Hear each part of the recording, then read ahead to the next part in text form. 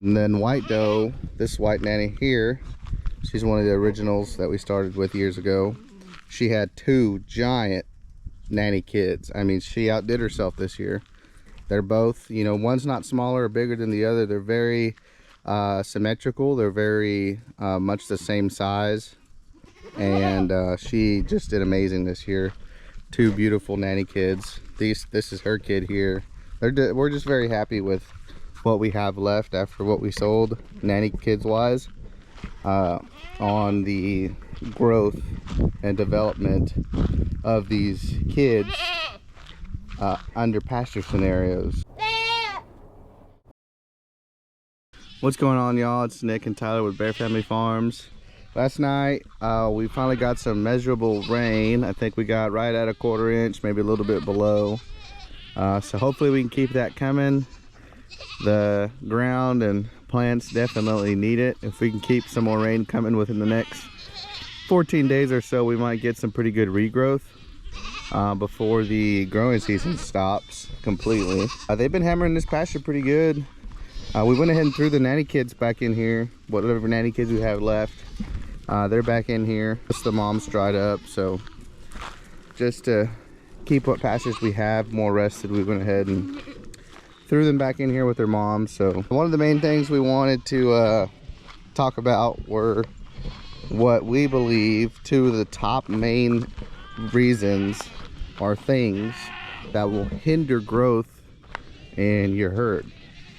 Number 1, which is pretty obvious, is predation. So in our area we have coyotes, we have bobcats, and we also have some mountain lion sightings as well. And most recently, we found a dead nanny kid. Not that it would eat it, but you know, things kill your animals, and it was actually a snake bite. We had a gentleman out here picking out some goats, and we found a dead nanny kid up by the catch pens, and Tyler took a better look at her. Her neck was all swollen, and a lot of discharge, and some puncture wounds were on her neck, like fangs. So she must have got bit by a rattlesnake, got real sickly, and just crawled up and died underneath where they all bed up at. Predation, definitely, and the way you mitigate that is obviously with guardian animals. You got llamas, you got guard dogs, you got donkeys, but primarily nothing's gonna beat, in our eyes, or in our minds, in our operation, nothing's gonna beat a guardian dog, just for the fact that they can move quicker, they can mark territory better, and they can fight. Not that the others don't do those things, but we believe the dogs do them more effectively and efficiently, especially when you pair them up in groups of 2, 3, 4. On this pasture we have 2 dogs. So that's one of the issues, or one of the things that will hinder growth in your herd. Definitely predation. And then number 2 is going to be sickness. You know, you got parasites, you got pneumonia, things like that. So that's the number 2 thing that's going to hinder the growth of the goat herd, or any herd really, cattle or sheep or anything like that. Definitely is going to be sickness. The way you mitigate that would be you know, pasture rotations. I'm not going to say schedule deworming, because that's bad. You end up creating resistance whenever you schedule dewormings, and you give everybody the same thing the same time of year. But it's good to every now and then, if you can catch them, or if you can get one close to you, check their eyelid, check their framacha, kind of see the condition of what they're in. You know, a good quality control would be maybe 10%. You know, if you can catch 5 or 10 out of 100, kind of give you a general idea. Or if you see one that is real sickly looking, you can get her caught, take a look at her, and the best thing to do would be try to get a fecal sample, get it ran at a local vet, or if you know how to use a microscope, take a look at it under a microscope and kind of go from there. There's different types of deworming. We won't get into those right now, just for the sake of time. And keeping the attention of you guys. But that's definitely the second top thing that's gonna hinder your growth: sickness. Whether it be parasites or some other kind of sickness. There's a pretty vast variety of sicknesses out there. You know, you've got pneumonia, you've got diseases, sickness and diseases, I guess I should say, not just sickness. Things like CAE and Yonis are diseases. And most recently we did get all our herd tested for Yonis, CE, and a couple of other diseases, and we're disease free here, so that is a pretty good security blanket for our buyers to know that our goats are tested and clean tested herd, and we do run a closed herd, so the herd, no outside genetics come into this herd, and we believe we have a good genetic pool as far as nannies and different billy goats that will keep our genetics going for a very long time. We got a little bit of rain last night, you know, because we now live in the desert, but the dogs are pretty thankful for it. They are taking advantage of this wet soil to stay cool, or as cool as they can be. So I guess this is their hangout spot, and this nice little tree set. Worm sits on this side and sits on that side. You can tell that was a nice burp. Anne's kind of fat, so she has a big divot, and Worm has a nice small hole because he's a gentleman. I wouldn't call Anne a lady. There's Goldie. Yeah, so we're just taking a gander at the goats right now. There's horses, I see them. You probably can't, but I can. This is Grandma and Pumpkin.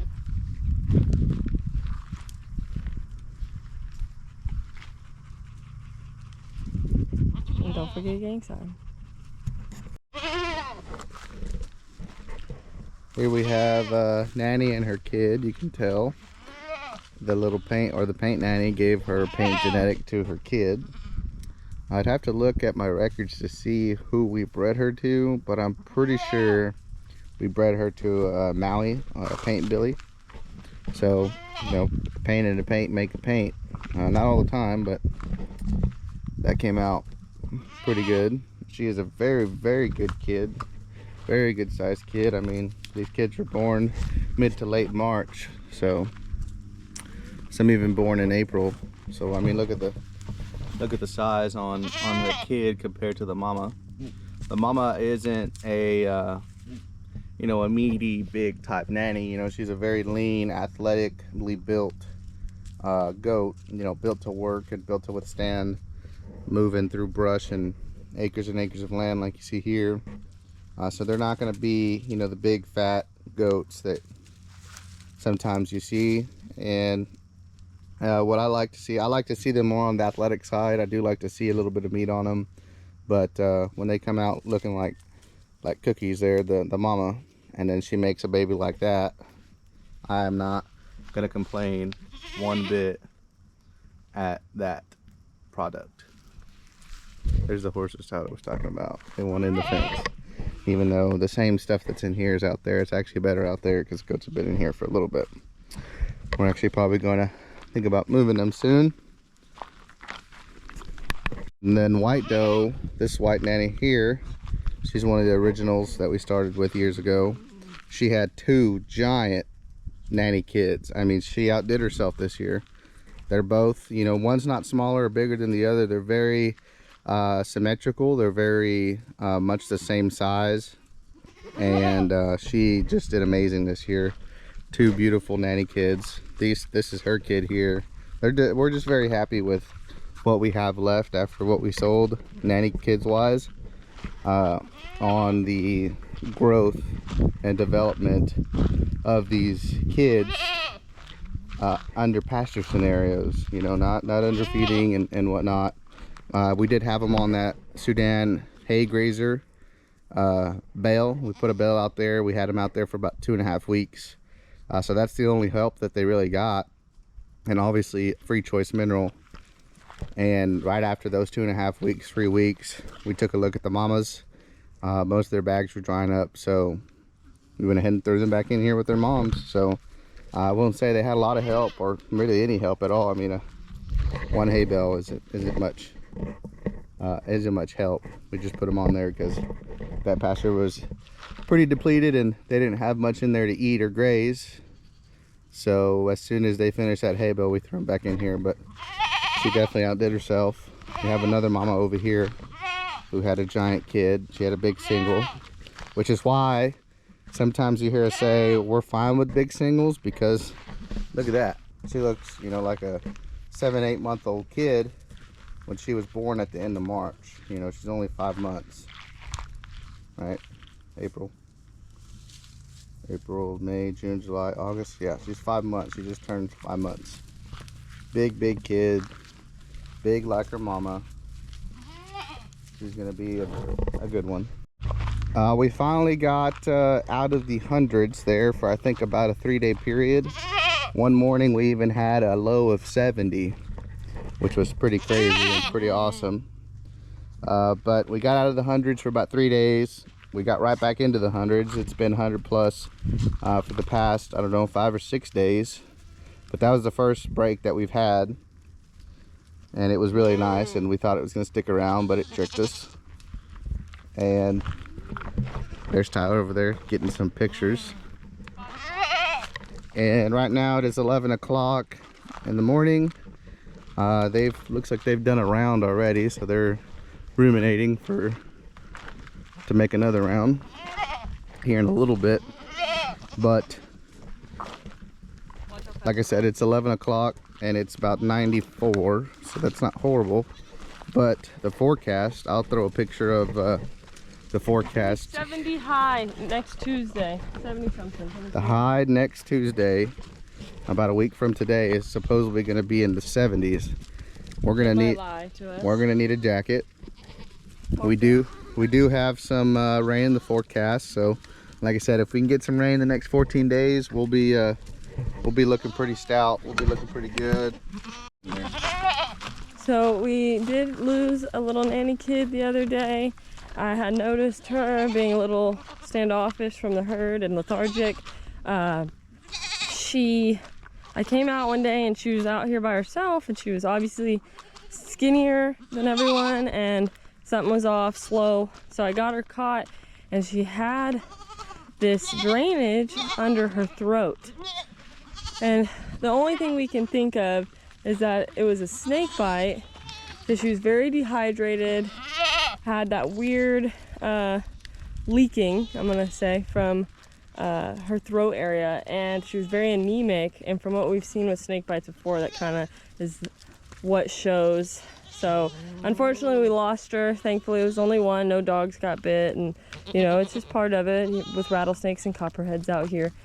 Something's gonna get bit and it's gonna die, and some will make it, but since it was a younger nanny kid, she just didn't make it, couldn't keep up, unfortunately. And who knows size of snake, but that's the only thing we can think of and add up between why she passed. I haven't seen many snakes this year, but of course they're out there. It's just been so dry and everything, they've stayed out of sight and out of mind for the most part. But with them being out here on this brush, you just never know where they're gonna find one. We did have Billies in with most of these nannies up until June, the middle of June I think it was. And that nanny right there is definitely rebred. So she might pop here. I would like to say Pumpkin, that no one likes, but I love, looks rebred. And so that means she got bred while lactating. So go Pumpkin. Yeah, a lot of people will say that the goats won't rebreed while lactating, and we're gonna take a poll here and see out of, you know, which ones were re-exposed while they were in milk with their babies on their side, who went ahead and rebred in that short amount of time. And we will definitely keep track of that and keep those nannies in the herd producing. That dead nanny Tyler's talking about, she was right up here by the catch pen underneath this big oak tree, just laid up. So my catch pen. They have a nice launch pad over here. but that was the only option. As you see with our rock, thankfully no one has launched over. To the right. Yes, there. So this is my get up. I don't know where Stephanie is. There's Stephanie, right there. I could pick her out of a lineup. They think we fed them, but sucks for y'all. No goodies! No goodies today! Go forage! Like your ancestors.